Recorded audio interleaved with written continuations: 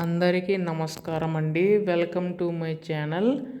తెలంగాణ రాష్ట్ర వ్యాప్తంగా ఉన్న రైతన్నలందరికీ కూడా రాష్ట్ర ప్రభుత్వం మరొక శుభవార్త అయితే చెప్పిందండి. ప్రస్తుతం మనకి ఈ యొక్క రైతు భరోసా పథకం సంబంధించిన నిధులు ఎవరికైతే జమ కాలేదో వారందరికీ కూడా గొప్ప శుభవార్త అన్నమాట. త్వరలోని యొక్క నిధులు అనేవి అయితే జమ చేయబోతుందండి. అయితే ఎప్పుడు జమ చేస్తుంది, సో ఎవరు అర్హులు, ప్రతి అప్డేటు కూడా ఈ వీడియోలో పూర్తి సమాచారం అంతా కూడా తెలుసుకుందాం. సో రైతన్నలందరూ కూడా వీడియోని అయితే చివరి వరకు అయితే చూడండి. అప్పుడే మీకు పూర్తి సమాచారం అంతా కూడా తెలుస్తుంది. అంతకంటే ముందు చాలామంది వీడియోని అయితే చూస్తున్నారు కానీ సబ్స్క్రైబ్ చేసుకోవడం లేదు.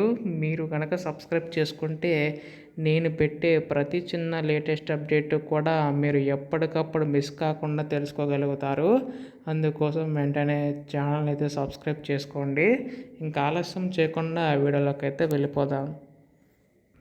సో ప్రస్తుతం రాష్ట్ర వ్యాప్తంగా ఉన్న రైతు భరోసా నిధులు విడుదలపై చూస్తున్నట్లయితే రాష్ట్ర ప్రభుత్వం నిధులు విడుదల చేయడానికి సిద్ధమైనట్లుగా తెలుస్తుందండి. అయితే ఇక్కడ రాష్ట్ర ప్రభుత్వం దాదాపుగా ఈ యొక్క నిధులు అనేవి 6,000 రూపాయలు అనేవి అయితే విడుదల చేయనుందండి. ప్రస్తుతం ప్రతి ఏటా కూడా 12,000 రూపాయలు అందిస్తామని చెప్పి హామీ అయితే ఇవ్వడం అయితే జరిగిందనమాట.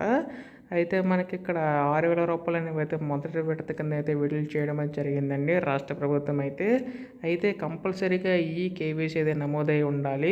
ఎవరికైతే నమోదై ఉంటుందో వారికి మాత్రమే జమ చేస్తుందన్నమాట. అలాగే కంపల్సరీగా మీరు ఖచ్చితంగా సాగు భూమికి అయితే కలిగి అయితే ఉండాలి. అలా ఉంటేనే మాత్రం వస్తుందండి. అయితే దీనికి సంబంధించి గాను రాష్ట్ర ప్రభుత్వం కొన్ని కీలక విషయాలు అయితే జారీ చేస్తుందన్నమాట. అది ఏంటంటే మీకు రాళ్ళు, గుట్టలు, రప్పలు వంటివి ఉంటే మాత్రం మీకైతే పథకం అయితే రాదండి. సో చాలామందికి జమ కావట్లేదు అని చెప్పేసి అయితే అంటున్నారు. సో ఈ షరతులు అయితే ఉన్నాయన్నమాట. అయితే అర్హులైన కంటే సాగు భూమి కలిగి ఉన్నా కానీ రావట్లేదని చెప్పేసి అయితే అంటున్నారు. దీనిపై కూడా రాష్ట్ర ప్రభుత్వం స్పందించిందండి. అయితే మొదటి విడత కింద 553 కోట్లు అనేవి అయితే విడుదల చేయడం అయితే జరిగింది.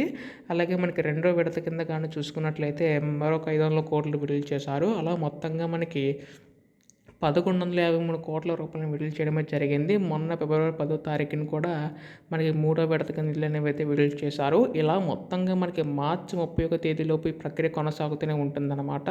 అలా ఎవరికైతే జమ కాలేదో వారందరికీ కూడా జమ అవుతాయండి. కాస్త ఆలస్యం అయితే అవుతుందని చెప్పేసి రాష్ట్ర ప్రభుత్వం జరిగిందనమాట. సో ఎవరికైతే జమ కాలేదో కంపల్సరీగా జమ అవుతాయి అనమాట, అర్హులైతే మాత్రం.